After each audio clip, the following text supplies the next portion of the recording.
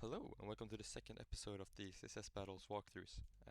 Today we're doing the Carrom challenge, the second one. And yeah, we're gonna be making like a purple background with four different beige squares, you could say, right? And I'm gonna show you a couple different ways you could do something like this. So the first thing we could do, or the first solution, I guess you could come up with is like we have four squares. We could give them all position absolute, and then we could take some sort of like uh, I don't know, give them all a class, four different divs with four different classes, and then give them all like position absolutes and like left top and stuff, just to position them where you want them to go. But that solution would give us a lot of characters, and it would not really be the most optimal thing ever done in humanity. Um, so I'm gonna be showing you two solutions. One which uses a lot of box shadows, which is gonna be the one we're gonna do later because it's a little bit of a shorter one, but it's gonna be a lot of trick things there. But the first thing I'm going to show you is how you can like solve this with like grid, which is probably the better thing you want to do if it's going to be something like you actually want to put on a website. But not the great because it has a little more characters. So you can start with just removing all the comments, right? So what we want to do is that each div, right, which is going to be this one, we're going to give it the same background color as this. So go like that, and then we're going to give it a width and a height of 50 because I feel like this is 50, and if it's not, I'm gonna be a bit sad, but I think it's 50. We can change later. And then for the body, right? This is where we're gonna put the grid on. So we can give it first like a background color, so we can see we're changing stuff to this one, right? And then a display of grid, and then grid template columns like so. I like columns like so. And then we want like two grids. So you can think of it as like one right here, like so, for example. It starts here, and then the other one is on the right. So one column for each uh, little square, but then we're gonna have two rows. So four, like I guess you could say, grid squares all in all. One in top left for this square, and one in the bottom left. One in top right, one in bottom right. But we're gonna go one FR and then one FR like so. And if I were to duplicate these divs, we see four popping up now.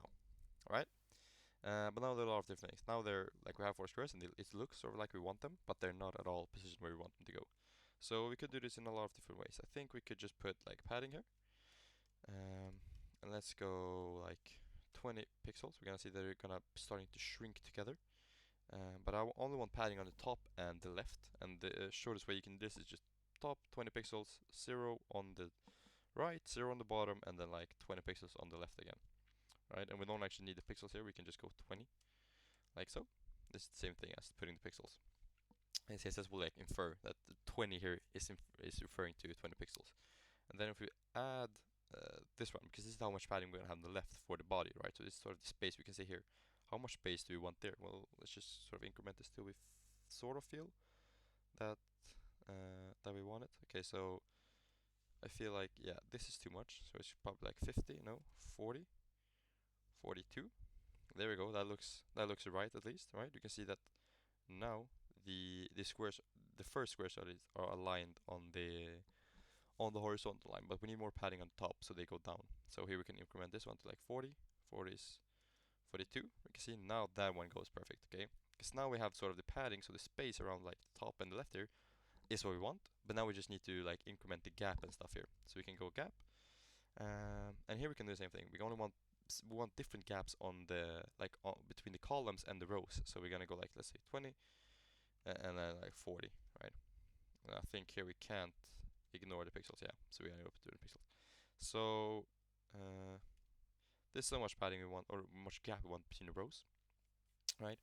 And I think now we can just sort of like play around with the numbers again. So we can go 40, 44 seemed too little, like so. Sort of looks right. You can go again here, like 62. Okay, so it's gotta go lower. 59, 58. 58 is the right for that one. And then we want more gap between these now. So we can just do the same thing here, like 80. No, probably not. We can. The diff finger is so wonderful. You can go like 100. No. 20. Wait, am I tripping? Okay, no, we need more. Okay, okay. Like 150, 160, 162.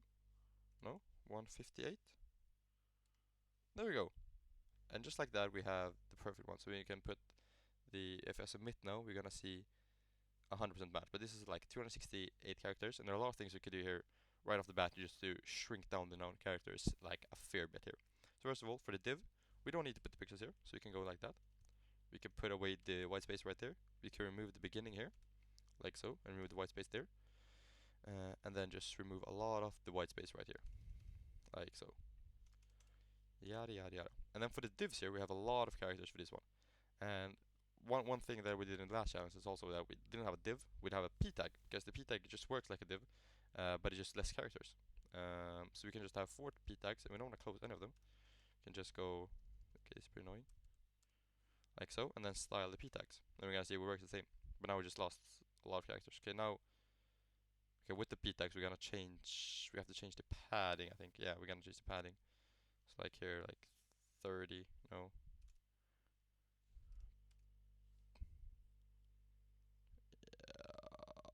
Okay, that's annoying. Okay, I'm gonna stick to the div for now, because the p tag will work. I just can't be bothered with changing each padding, because it did work.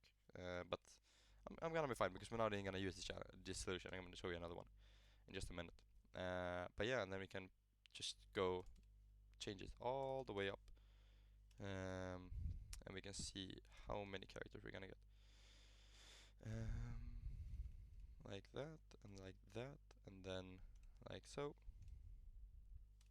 like that, and that, and that, and that. And just like that, we have 168 characters, which is it's decent, I think, and we can probably go down to around about like 150, maybe 152 or something, if we were to change the p tag. But this again is not really the solution I want to go for, because the solution that I want to go for is using box shadows in a very peculiar little manner. So what I'm gonna do is I'm gonna use a tag, just like in the last challenge when we looked at the like good solution. And here we can just do inline styling, and we don't even need the parenthesis or the strings here. We can just go like this. So we can go, just to demonstrate what I'm sort of like doing here, I'm gonna go like width, and then let's say like 50, and then height, let's go 50, and then background, let's go like hashtag 00, and am I tweaking?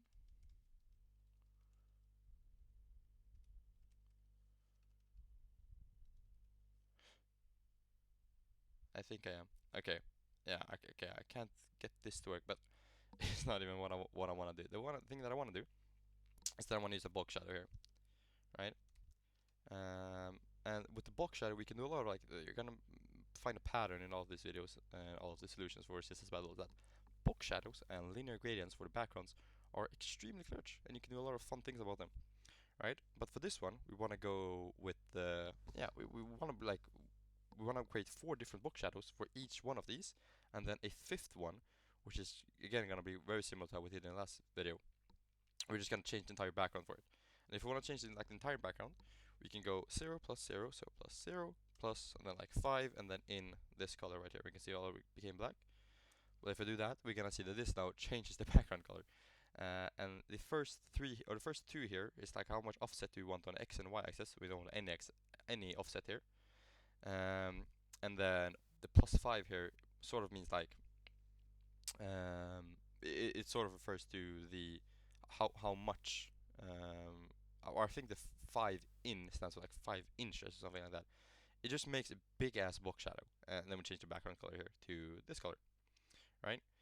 So now we have the background color, but now we want to have other shadows, which is going to be each square, right? And so we can just start plotting out them.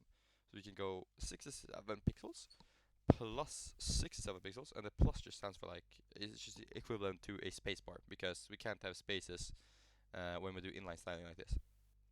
So the spacebar is just for like, it's just the same thing. But then we want to go 26 in, because this one I've done because it's gonna be super tedious if I didn't. And then if I were to take this color now, we would see that we have 1 square. See? And if I were to change this, we would see this is the actual size of the square. And this is just 26 inches, I guess, or 0.26 inches is this color, right? And then we can sort of like do the same thing. So I can copy this a couple of times, like so, and like so, like so, the last one. And then we can just start changing each and every one of it. Because if I go like, let's say 100 here, right, we're gonna see that now we're moving a square. There's this one. And we can give it a 370, and then we're gonna see this goes over here, right? So it's just like a lot of fine tuning with this one, right? And then we can do the same thing for this one. So you want like on the y-axis we go like 270. No, hold up, I'm tripping. Here it's gonna be 67 because now I want to do the bottom left one. But we gotta go down to 217, I think. Yeah, right, now we got it. And then for the last one it's gonna be 317, so almost on x-axis. It's gonna be the same as the top right, so 317. And then at the bottom, it's gonna be 217 again. And now we can see that it sort of works. But one thing that we can do to even more simplify it, because now we're 145 characters, which is still like 80 characters from the #1 record. But one thing we can go down a little bit more is to remove all of the colors for the squares, because in CSS with box shadows, the actual color form will be inherited from the actual color of the element. So if we would change this to the color, I just put the color over there, remove this here, like so. And now we can see that the color will be inherited, so we can remove every single one of there. It will kind of work, just like it did before. And then the last color should be here. And just like that, we have 131 characters and 100% match, I think. I hope. Yeah, 100% match. Nice. And yeah, that's this challenge. Hope you learned something. Thank you for watching, and see you in the next one.